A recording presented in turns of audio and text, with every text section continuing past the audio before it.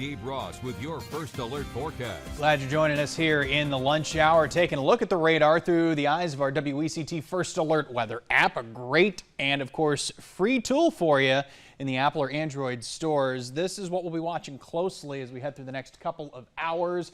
Showers off to the west, actually weakening just a little bit. But another benefit to us here in the lower Cape Fear is that this is providing a little bit of stabilization for many inland counties. So I think the risk of severe weather not quite as great compared to areas along the coast. Either way, put those location settings on to follow you if you're going any place this afternoon or evening, and especially pay close attention as we get toward drive time. Some of those clusters could limit visibility and cause some ponding on the roadways. Mentioned this at the top of the broadcast, but about an hour or so ago, an update from the Storm Prediction Center. Because the air is stabilizing a little more inland, the risk of severe weather dropping just a bit. So we've got levels 1 out of 5, 2 out of 5, just a general thunderstorm risk really for areas west of I-95. So we still need to keep an eye out, but the threats still remain: some damaging wind gusts and a couple of storms, especially near the coast. The areas highlighted here under our slight risk for some rotators that could produce funnel clouds. Offshore would be another big concern for us too. Outside of anything that would be classified severe, gusty winds, torrential downpours, especially some lightning mixing in. Not seeing a whole lot of lightning for the time being, but that could well change here in the next couple of hours. Won't even rule out some small hail here or there. So we'll take you from 2 o'clock this afternoon as storms start to migrate across the I-95 and Highway 701 corridors.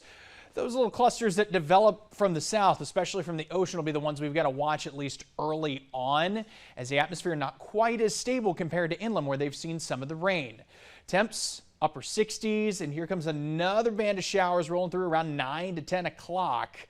So some heavy rain at times, but really once we get past that main line, we're going to be doing okay. So 10 to 11 o'clock, the worst of this is done. A few leftover showers through the overnight and some gradual clearing. We'll say partly cloudy skies to wake up to on Thursday. Temps anywhere from the middle to upper 40s to about the 50-degree mark. Rainfall tallies really haven't changed all that much, so in some of these clusters we're capable of seeing anywhere from a ½ inch to even an inch plus, especially along the coast. Our latest modeling indicating that could be where the real winners of the rainfall wind up during the daytime today. Let's get you outside and show you what we've got. A pretty interesting view from our David and Associates First Alert Skycam. We're high atop the Murchison building, looking off to the southeast, 69 degrees at ILM Airport.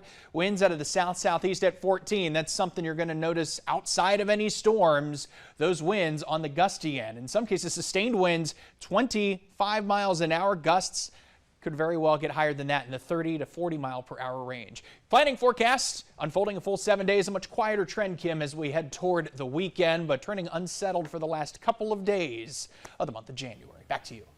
About